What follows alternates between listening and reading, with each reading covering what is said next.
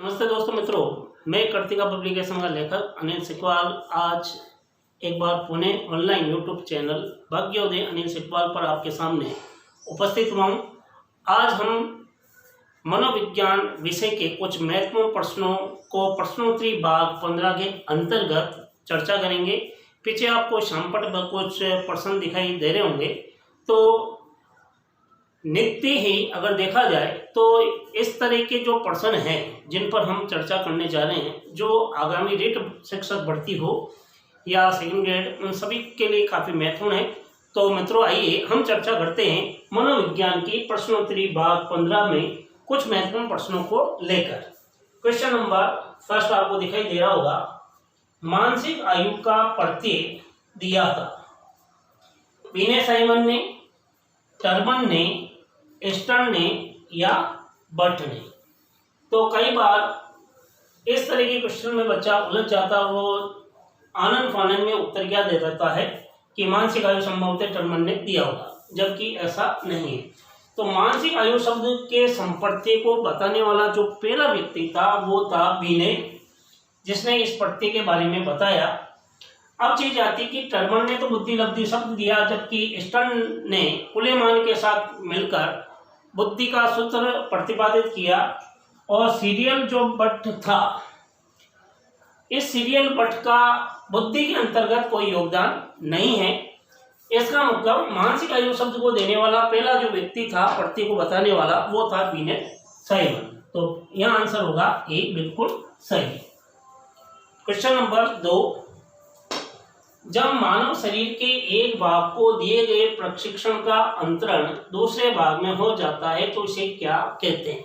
आप लोगों को अधिगम का अंतरण मैंने पढ़ाया था, उसमें इस तथ्य को बताया था कि जब मानव शरीर के एक भाग को दिए गए प्रशिक्षण का अंतरण दूसरे भाग में होता है तो इसे क्या कहते हैं? उदर अंतरण कहते हैं, क्षैतिज अंतरण कहते हैं, द्विपार्श्विक अंतरण कहते हैं, या सभी। तो पहला ऑप्शन उदर अंतरण ये होगा नहीं, क्योंकि उदर अंतरण में क्या होता है, एक स्थिति में सीखा हुआ ज्ञान दूसरी उच्च स्थिति में जब प्रयोग किया जाता है तो उदर अंतरण कहलाता है। क्षैतिज अंतरण में क्या होता है, एक स्थिति में सीखा हुआ ज्ञान वैसी की वैसी दूसरी स्थिति में प्रयोग करना क्या कहलाता है, क्षैतिज अंतरण। और द्विपार्श्विक अंतरण में क्या होता है कि मानव शरीर को दो भागों में बांटा गया, दाएं भाग से सीखा हुआ ज्ञान बाएं भाग की ओर, बाएं भाग से सीखा हुआ ज्ञान दाहिने भाग की ओर होने लगे, तो उसे द्विपार्श्विक अंतरण कहते हैं। इस आधार पर ये क्वेश्चन का आंसर जो होगा वो सी बिल्कुल क्या होगा, करेक्ट होगा, सी। तो क्वेश्चन नंबर 3 की हम बात कर रहे हैं, हम कार्य को प्रारंभ करना, जारी रखना और नियमित करने की प्रक्रिया क्या कहलाती है? संवेदना, प्रत्यक्षीकरण, सीखना या प्रेरणा। यहाँ क्वेश्चन जो पूछा गया है, ये क्वेश्चन परिभाषा को तोड़कर पूछा गया कि किसी कार्य को प्रारंभ करना, जारी रखना और नियमित करने की प्रक्रिया, नियंत्रित करने की प्रक्रिया क्या कहलाती है? संवेदना कहलाती, यह होगा नहीं। प्रत्यक्षीकरण, जो प्रत्यक्ष ज्ञान का प्रतीक माना जाता है, ये भी नहीं होगा। सीखना है, ये भी नहीं होगा। तो किसी कार्य को प्रारंभ करना, जारी रखना और नियंत्रित करना क्या कहलाता है? प्रेरणा। क्योंकि हमें प्रेरणा क्या करती है, किसी कार्य को प्रारंभ करने के लिए प्रेरित करती है, उसे जारी रखने के लिए भी क्या करती है, प्रेरित करती है, उसे नियंत्रित या नियमित करने के लिए भी क्या करती है, प्रेरित करती है। इस दृष्टि से डी आंसर क्या होगा, सही होगा। क्वेश्चन नंबर 4, सघन सिद्धांत निम्न में से किससे संबंधित है? पहला ऑप्शन है अधिगम, अभिप्रेरणा, स्मृति या सृजनात्मकता। तो सघन सिद्धांत यदि हम बात करें तो सघन की जो प्रक्रिया है वो विशेष रूप से जो चलती है वे स्मरण शक्ति में चलती है। तो सी आंसर क्या माना जाएगा, सही माना जाएगा। क्या माना जाएगा, सही माना जाएगा। अब चीज आती है कि ये तो आपने प्रत्युत्तर देखा होगा कि सघन की जो प्रक्रिया थी वो स्मरण शक्ति में चलती है। क्वेश्चन नंबर यदि हम 5th की बात करें, क्वेश्चन नंबर किसके, 5th की यदि बात करें, दूसरे व्यक्ति के बाह्य व्यवहार का अनुसरण क्या कहलाता है? पहला ऑप्शन सीखना, दूसरा अनुकरण, तीसरा कल्पना और चौथा है चिंतन। तो दूसरे व्यक्ति के बाह्य व्यवहार का अनुसरण करना एक तरह से क्या कहलाता है, अधिगम का प्रतीक माना जाता है। तो पांचवे का आंसर हुआ सीखना, इसका मतलब ए आंसर सही माना गया। क्वेश्चन नंबर 6, निम्नलिखित में से कौन सा जन्मजात प्रेरक नहीं है? भूख लगना, प्यास लगना, नींद और आदत। जन्मजात प्रेरक क्या होता है कि जो जन्म से ही हमें प्राप्त होते हैं उन्हें हम क्या कहते हैं? जन्मजात प्रेरक। जैसे भूख लगना, प्यास लगना, नींद आना या काम, निद्रा, विश्राम भी है इसमें। तो जन्मजात प्रेरक इसमें से कौन सा नहीं है? तो भूख लगना तो है, प्यास लगना भी है, नींद भी है, लेकिन आदत।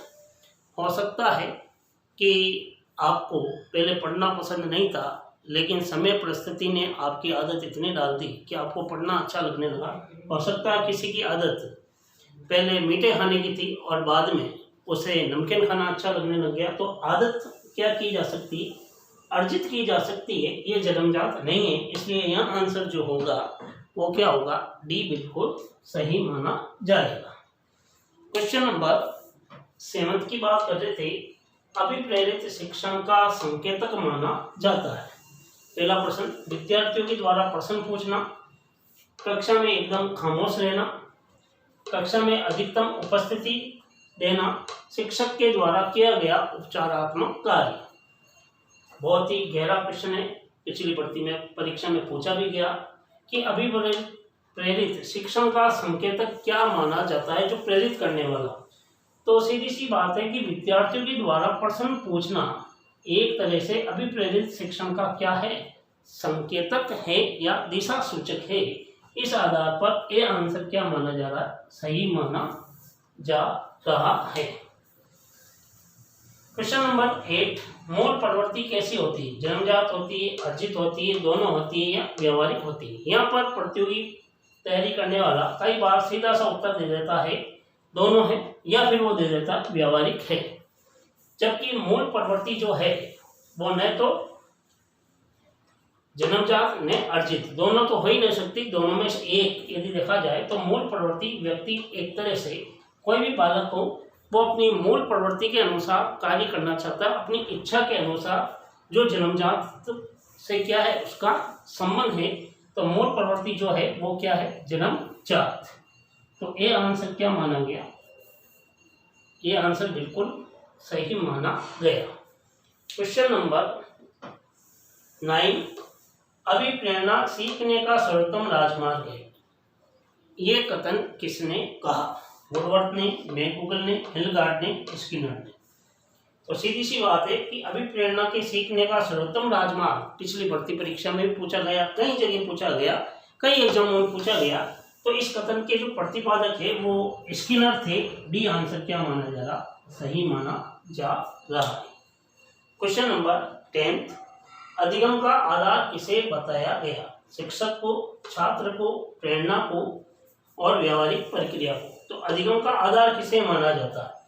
और यहाँ पर कई बार प्रतियोगी परीक्षा की तैयारी करने वाला विद्यार्थी तुरंत उत्तर दे देता है छात्र को, जबकि अधिगम का जो आधार है ये प्रेरणा को बताया गया है। और ये बताने वाला व्यक्ति जो था वो था सोरेनसन। तो सी आंसर क्या है? सही माना गया। तो यहाँ आंसर क्या हो रहा है? सी सही हो रहा है और आप इसका स्क्रीनशॉट ले लीजिए। क्वेश्चन नंबर 11, कौन सा सीखना स्थायी होता है? रटकर सीखना, सुनकर सीखना, देखकर सीखना या समझकर सीखना। तो सीधी सी बात है, यदि सीखे हुए ज्ञान का स्थायीकरण करना है तो उसको रटकर सीखोगे तो हो सकता है कुछ समय बाद भूल जाएगा, वो स्थायी नहीं होगा। सुनकर सीखा आपने, हो सकता है आपके सुनने में और अगले कहने में भी बहुत अंतर हो, अगर आपको सुनाई कम दे रहा है तो वो भी क्या स्थायी नहीं होता। देखकर हो सकता है कुछ समय तक याद रहता है, फिर भूल जाते हैं। लेकिन जो चीज़ आप अपने स्मृति पटल पर समझकर जो सीखते हो वो काफ़ी स्थायित्व प्रदान करती है। इस दृष्टि से डी आंसर क्या होगा? समझकर सीखना क्या होता है? स्थायी माना जाता है। क्वेश्चन नंबर 12, वाइकोटोस्की ने सीखने में किस कारक को महत्वपूर्ण माना? अनुवांशिक को, नैतिक को, शारीरिक को, सामाजिक को। तो वाइकोटोस्की ने जिस कारक को सीखने में महत्वपूर्ण माना वो एकमात्र था सामाजिक कारक।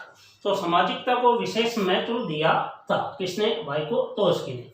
क्वेश्चन नंबर 13, भारत के भाग्य का निर्माण उसकी कक्षा में हो रहा है।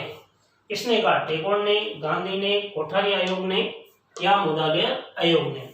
तो ये कथन दौलत सिंह कोठारी की अध्यक्षता के समय ये कहा गया कि भारत के भाग्य का निर्माण उसकी कक्षा में ही विद्यमान रहता है या होता है।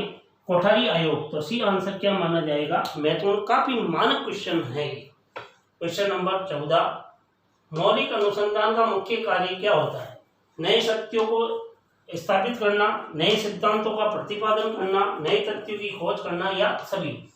तो मौलिक अनुसंधान नए सत्यों को स्थापित भी करता है, नए सिद्धांतों का भी प्रतिपादन करता है, नई तथ्यों की या नई तथ्यों की खोज भी करता है। इसका मतलब डी आंसर क्या माना जाएगा? बिल्कुल करेक्ट माना जाएगा।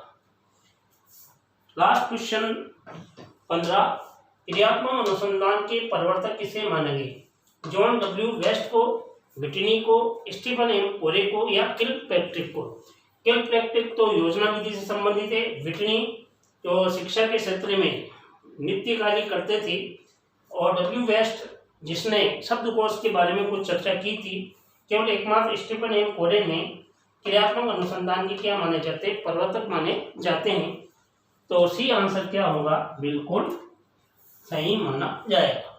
तो आज हमने मनोविज्ञान की प्रश्नोत्तरी भाग 15 में मनोविज्ञान के कुछ ऐसे महत्वपूर्ण तथ्यों की आपके सामने चर्चा की जो आगामी रिक्त शिक्षक भर्ती को मद्देनजर रखते हुए काफ़ी महत्वपूर्ण होंगे। तो संभवतया अगर आपको ये मेरा वीडियो अच्छा लगा तो इसे ज़रूर लाइक कीजिएगा, शेयर कीजिएगा, कमेंट बॉक्स में जाकर कमेंट भी लिख सकते हैं, या पहली बार जो मेरे इस वीडियो को देख रहा है वो मेरा चैनल भाग्योदय अनिल सेकवाल को सब्सक्राइब करना नहीं भूले, क्योंकि अगर आप सब्सक्राइब नहीं करते हो तो आगामी वीडियो में और अपलोड करूंगा तो उसकी सूचना आप तक कैसे पहुंचे। तो आप तब तक आप निरंतर अध्ययन करते रहिए और एक नए वीडियो के साथ कुछ महत्वपूर्ण प्रश्नों को लेकर फिर चर्चा करेंगे। तो तब तक आप अपना ख्याल रखिएगा। जय हिंद, जय भारत।